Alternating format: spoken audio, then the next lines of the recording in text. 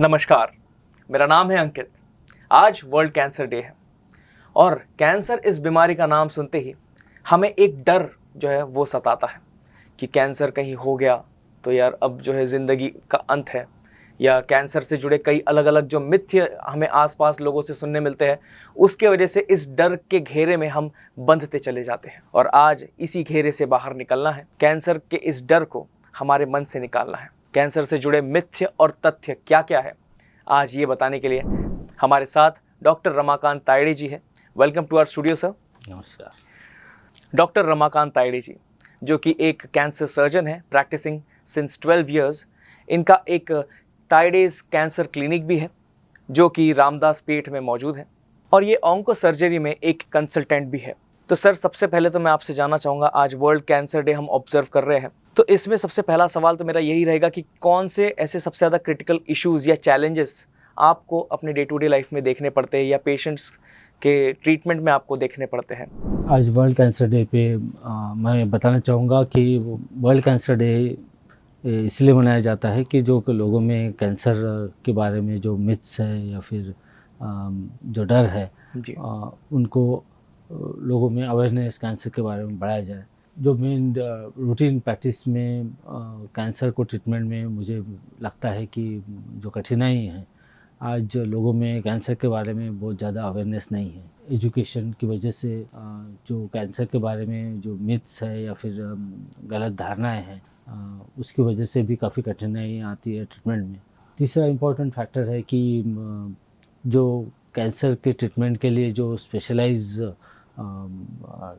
Units होते हैं या फिर फैसिलिटीज़ है, इनकी कमी होने की वजह से और लोगों को इन संस्थाओं के बारे में या फिर स्पेशलिटी यूनिट्स के बारे में पता नहीं होने की वजह से कई बार पेशेंट्स को प्रॉपर ट्रीटमेंट नहीं मिल पाती है। तो ये डेफिनेटली ये फैक्टर्स है जिसकी वजह से कैंसर ट्रीटमेंट में काफ़ी दिक्कतें आती है। तो sir, day to day life में आप जब पेशेंट्स को ट्रीट करते हैं तो सबसे ज़्यादा मोस्ट कॉमन कैंसर कौन कौन से है, कौन कौन से टाइप्स है उसके? जो मेन हमारे रेगुलर प्रैक्टिस में मेन कैंसर्स पाए जाते हैं, उसमें सबसे ज़्यादा कॉमन है ब्रेस्ट कैंसर्स, ओरल कैंसर्स जो मुंह के कैंसर होते हैं। तीसरा गायनाकोलॉजिकल कैंसर्स होते हैं जो महिलाओं में ज़्यादा पाए जाते हैं, जिसमें सर्वाइकल कैंसर है, ओवारियन कैंसर है, फिर लंग कैंसर है। जो ज़्यादा कम कॉमन है उसमें पैंक्रेटिक कैंसर है या फिर लंग कैंसर्स है। ये जनरली थोड़े रेयर है। ये थोड़े रेयर है, बट बाकी के जो है वो काफ़ी कॉमन है। Breast cancer, oral cancer, cervical cancer, ये कॉमनेस्ट कैंसर्स है जो रेगुलर प्रैक्टिस में हम लोग को दिखाई देते हैं। तो सर, ओरल कैंसर के बारे में सबसे पहले तो मैं जानना चाहूँगा, सबसे कॉमन कॉजेस इसके क्या क्या है और कैसे इसकी ट्रीटमेंट की जाती है?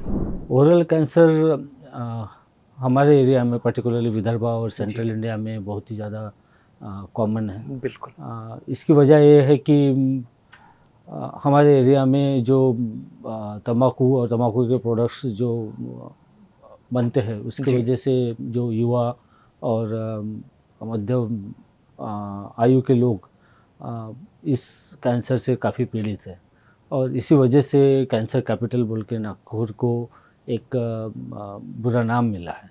माउथ कैंसर ये बहुत ही ज़्यादा कॉमन अपने एरिया में है, और पर्टिकुलरली अफेक्ट होने वाले लोग उसमें एज क्राइटेरिया में 25 टू 45-50 ईयर्स में मोस्ट कॉमनली यंग पेशेंट्स ज़्यादा पाए जाते हैं। तो सर, यंग पेशेंट्स पाए जाते हैं, तो सर डिटेक्ट कैसे होता है ये कैंसर, इस बारे में कुछ बताना चाहेंगे? सिम्टम्स, अर्ली सिम्टम्स क्या क्या हो सकते हैं? एक तंबाकू खाने की वजह से या खर्रा खाने की वजह से जो मुंह खुलने में कठिनाई होने लगती है, और वो कंटिन्यूस बहुत सालों तक खर्रा खाने की वजह से या तंबाकू खाने की वजह से या फिर स्मोकिंग या फिर अल्कोहल की वजह से जो अपने मुंह में जो प्री कैंसरस चेंजेस होते हैं वो लोगों में पता रहना ज़रूरी होता है। तो प्री कैंसरस लीजन्स में वाइट पैचेस आना या रेड पैचेस आना, ये प्री कैंसरस लीजन्स होते हैं।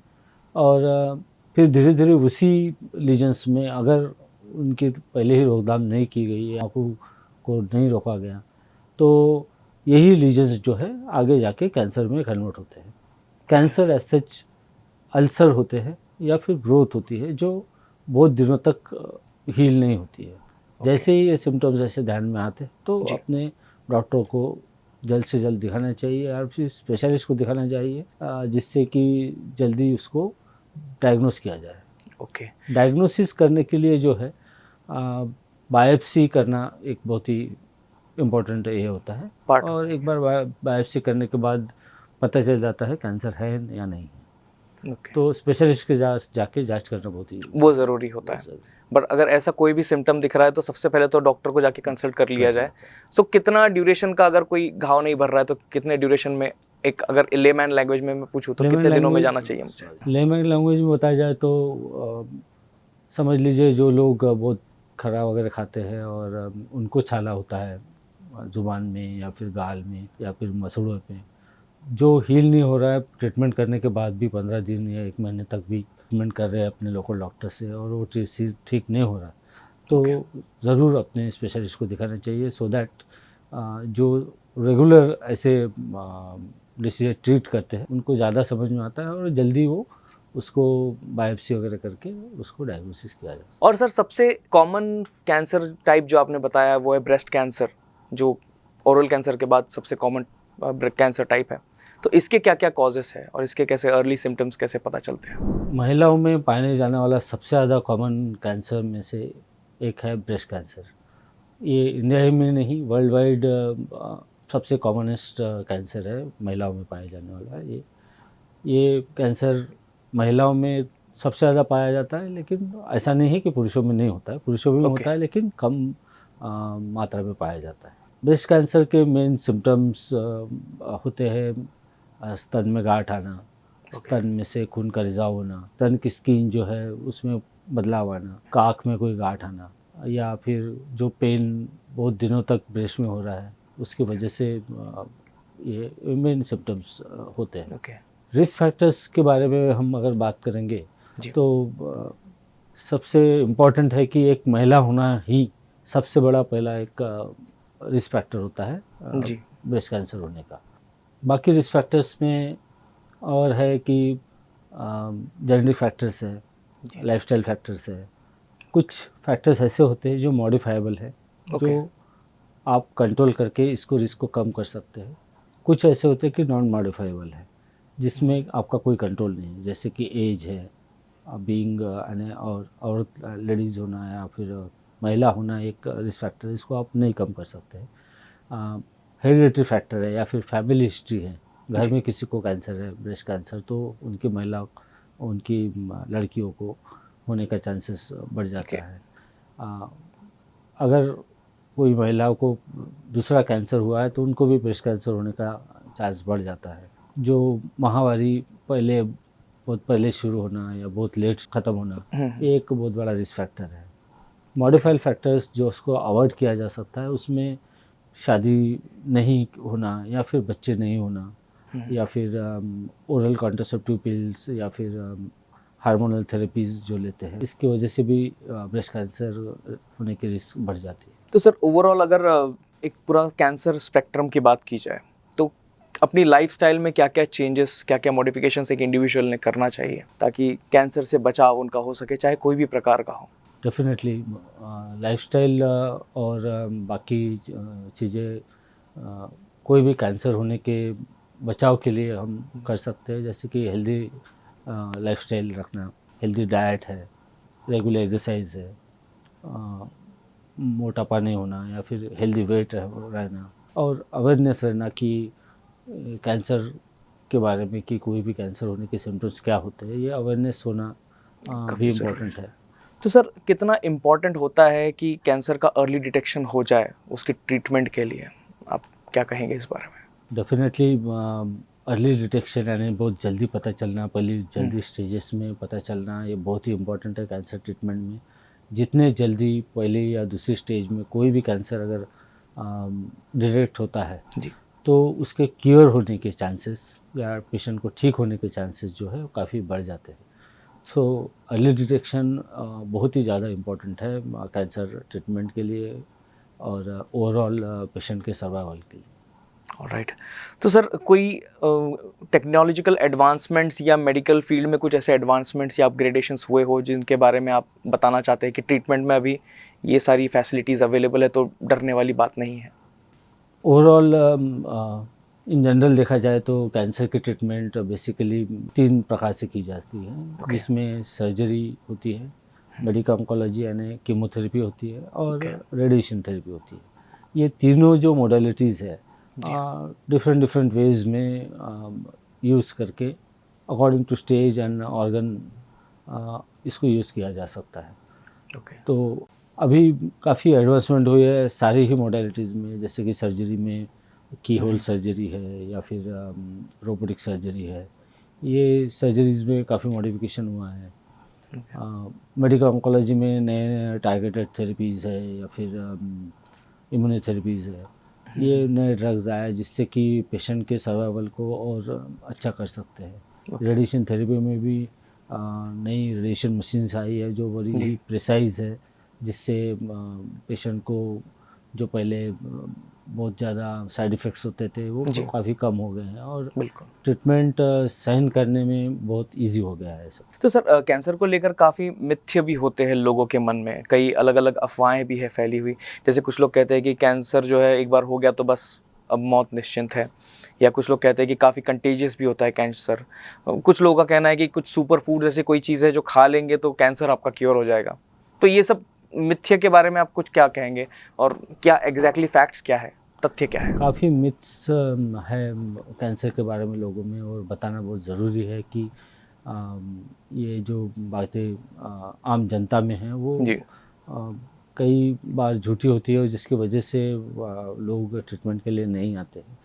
इसमें काफ़ी ये होता है कि कैंसर कॉन्टेजियस होता है, तो ये गलत है। छूने से कैंसर नहीं होता है। कैंसर पेशेंट आपके घर में है तो आपको कैंसर नहीं होगा। सुपर फूड्स के बारे में बोलते हैं लोग कि सुपर फूड्स खाने से कैंसर नहीं होगा। डेफिनेटली अच्छा फूड खाने से डेफिनेटली आपकी इसमें फ़र्क पड़ता है, लेकिन ऐसा कोई भी डेटा नहीं है कि ये फूड खाने से आप कैंसर में मुक्त रह सकते हैं या कैंसर होगा ही नहीं, ऐसा नहीं है। और एक धारणा होती है लोगों में कि कैंसर एक डेथ सेंटेंस है, ऐसा अभी रह रहा है।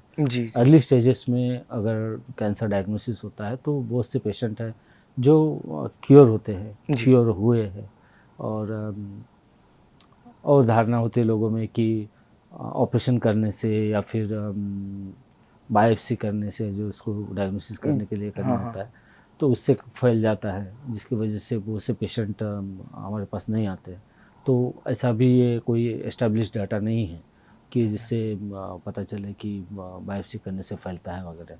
और लोगों में धारणा है कि पोल्यूटेड एरिया में रहने से काफ़ी कैंसर होने की संभावना बढ़ जाती है। ऐसा भी कोई डेटा नहीं है कि पोल्यूटेड एरिया रहने से डेफिनेटली एक रिस्क फैक्टर हो सकता है कुछ कैंसर्स के लिए, लेकिन ऐसा कुछ नहीं है कि डेफिनेटली आपको कैंसर होगा ही। लोगों में एक धारणा है कि सिर्फ के स्मोकर्स ही जो स्मोकिंग करते हैं उनको ही सिर्फ लंग कैंसर होगा। ऐसा नहीं है। कैंसर, लंग कैंसर होने के लिए एक मेजर रिस्क फैक्टर है स्मोकिंग, लेकिन साथ में दूसरे फैक्टर्स भी होते हैं, जैसे पोल्यूशन है या फिर एक्सपोजर टू सब केमिकल्स। तो ये फैक्टर्स भी रोल प्ले करते हैं। नॉन स्मोकर्स में भी लंग कैंसर पाए जाते हैं। तो सर वुमेन हाइजीन की ओर भी बढ़ते हैं। गायनोकोलॉजिकल कैंसर्स के भी कुछ टाइप्स आप बताना चाहे उसके बारे में, क्या क्या सिम्टम्स हैं और क्या क्या ट्रीटमेंट्स उसके अवेलेबल हैं? ये important part of cancer treatment में गायनोकोलॉजिकल कैंसर से बहुत ही इम्पोर्टेंट है, जिसमें सर्वाइकल कैंसर ये बहुत ही कॉमन कैंसर है, जो गर्भाशय का मुखद्वार को कैंसर बोलते हैं, उसको सर्वाइकल कैंसर बोलते हैं। दूसरा है ओवेरियन कैंसर और तीसरा है एंडोमेट्रियल कैंसर।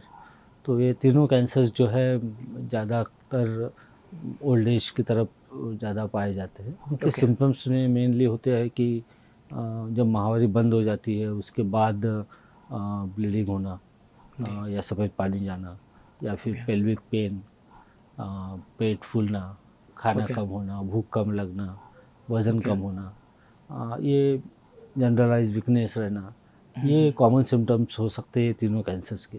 और इसके बारे में लोगों में बहुत, महिलाओं में पर्टिकुलरली अवेयरनेस रहना चाहिए कि ये पर्सनल हाइजीन और ये इससे इन चीज़ों को रोके जा सकते, और रेगुलर चेकअप से भी इस कैंसर से बचाव किया जा सकता है। सो डॉक्टर, ओवरऑल अगर कुछ कैंसर्स के अलग अलग जो टाइप्स की अगर बात की जाए तो कौन कौन से ऐसे प्रेवलेंसेस है या कौन कौन से कॉजेस है या चैलेंजेस है जो काफ़ी जिन्हें कम आंकते हैं लोग या थोड़ा जिनकी तरफ ध्यान नहीं दिया जाता है, इस बारे में आप क्या बताएंगे? कुछ कैंसर्स पर्टिकुलरली लोगों में ज़्यादा इसके बारे में पता नहीं होता है जी। उसमें है मेन प्रोस्टेट कैंसर या फिर पैंक्रियाटिक कैंसर। ओके। इन कैंसर्स के बारे में लोगों में ज़्यादा नॉलेज नहीं। नॉलेज नहीं है, अवेयरनेस नहीं है, उसकी वजह से काफ़ी चैलेंजेस आते हैं। ओके। बाकी बहुत से लेट स्टेज में पेशेंट डॉक्टर के पास डिटेक्ट होता है। डिटेक्ट होता है।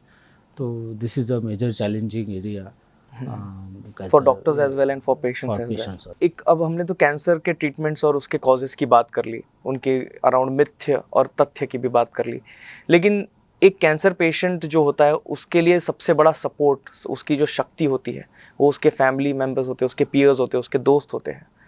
तो उनका कितना इम्पोर्टेंट रोल होता है ये आपसे मैं जानना चाहूँगा, और कैसे वो अपने जो उनके कोई पहचान का है जिसे कैंसर है उसकी लाइफ को और आसान और उसको और स्ट्रेंथ प्रोवाइड कर सके, करेज प्रोवाइड कर सके लड़ने में। डेफिनेटली ये बहुत ही इम्पोर्टेंट एस्पेक्ट है कैंसर ट्रीटमेंट में, क्योंकि एक पॉजिटिव एनवायरनमेंट रहना पेशेंट के आसपास, क्योंकि जो लोगों में धारणा है कि कैंसर हो गया तो बस दैट इज़ द एंड, ऐसा नहीं है। इसी वजह से जो आसपास के लोग हैं या फिर रिलेटिव्स है या फिर दोस्त है या फिर नेबर्स है, इन सब में इसके बारे में अवेयरनेस रहना और वो पॉजिटिव एनवायरनमेंट क्रिएट करना जिससे कि जो पेशेंट है वो पॉजिटिव माइंडसेट में रहे और जो ट्रीटमेंट है उसको कंप्लीट करे और उससे डेफिनेटली बेटर रिजल्ट्स मिलते हैं। उसके लिए साइकोलॉजिकल काउंसलिंग है या फिर मेंटल हेल्थ ग्रुप्स है या फिर कैंसर अवेयरनेस ग्रुप्स है, ये लोग काफ़ी हेल्प कर सकते हैं। तो सर काफ़ी अच्छी इन्फॉर्मेशन आपसे मिली, काफ़ी कुछ जानकारी आई होप हमारी जनता के भी काफ़ी काम आए। एंड आज के हमारे इस सेशन को आज हम जैसे कंक्लूड करने की तरफ बढ़ रहे हैं, तो एक लास्ट क्या मैसेज आप हमारे जितने भी व्यूअर्स हैं, जितने भी हमारे श्रोतागण हैं, उन्हें आप देना चाहेंगे? इस वर्ल्ड कैंसर डे पे मैं लोगों में बताना चाहूँगा कि कैंसर से इम्पोर्टेंट है कि कैंसर से नहीं डरना चाहिए। अर्ली डिटेक्शन जो है आपको बचा सकता है, आपको ठीक कर सकता है। जितना जल्दी कैंसर डिटेक्ट होगा उससे क्योर रेट बढ़ेगा। जितना आप हेल्दी लाइफस्टाइल, हेल्दी फूड और रेगुलर एक्सरसाइज, ऐसी हेल्दी लाइफस्टाइल रखोगे एंड जो कैंसर के कारण हैं जैसे कि तंबाकू प्रोडक्ट्स है, स्मोकिंग है, अल्कोहल है, इनको कम किया जाए या फिर इससे दूर रहा जाए तो कैंसर से बचाव किया जा सकता है।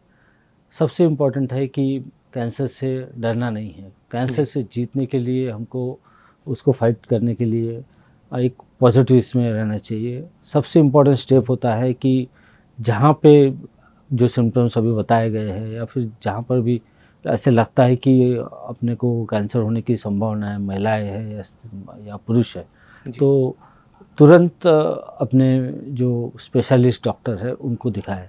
ये सबसे इम्पोर्टेंट पहला स्टेप जब लेंगे तभी वो कैंसर जर्नी स्टार्ट होगा और वो अर्ली डिटेक्शन होकर कैंसर को ठीक करने में मदद करे। तो ये बात तो बिल्कुल सही है सर, कैंसर का नॉलेज होना भी काफ़ी ज़्यादा ज़रूरी है। हमारे कम्युनिटी में, हमारे आसपास में जितने भी लोगों को आप सिम्टम्स और अलग अलग टाइप के कैंसर्स के बारे में बताएं, जितनी जानकारी हो उतना ही आसान होगा इससे लड़ना और इसे जल्दी डिटेक्ट करना। Thank you so much doctor for being with us. Thank you. And it was a very informative session. And ऐसी ही और भी अपडेट्स के लिए आप भी बने रहिए हमारे साथ UCN पर।